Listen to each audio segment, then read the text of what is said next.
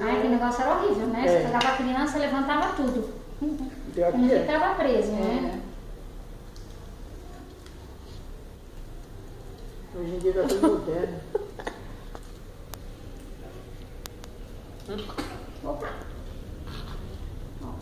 Olha, já tá protegido Até aqui. mijei, vovó, até mijei, tá demais. Meu Deus. Ah, esse povo fica olhando para minhas coisas. Olha só. Toda vez que trocar a fralda dele ou que der banho, tem que higienizar o umbigo, tá? Ó, 2 cotonetes, calca 70%.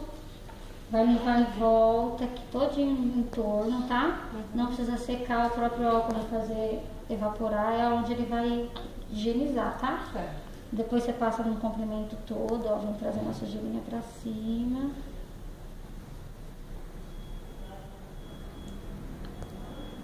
Toda vez que trocar a fralda, toda vez que der banho, tem que limpar, tá?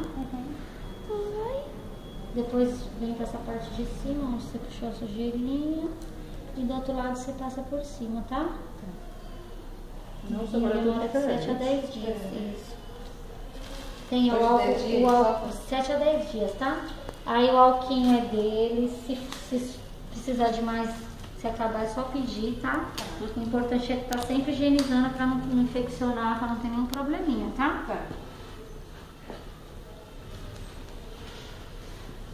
Não muito grande, não? É roupa? É. Aí pode. Fala, é bom, irmã, porque senão fica tudo apertado, eu sou muito grande. Tá odiando, né, pra você fez cocô, né? Isso, quando você amamenta, geralmente é quando depois que amamenta. Se ele amamentou, dali um pouquinho, depois que ele arrotar tudo, aí você dá uma olhadinha. Agora banho só amanhã, né? Banho só amanhã, tá? Aí você dá preferência para o horário até uma meio-dia, porque depois acaba ficando mais fresquinho o tempo, né? Só não deixar dar banho de tarde. E no show? Ó, como tá quente, a temperatura dele tava 37, a gente vai deixar ele assim, tá?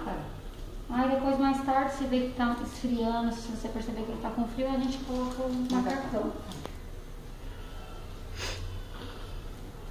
Vamos pôr isso aqui pra você não arranhar o rosto.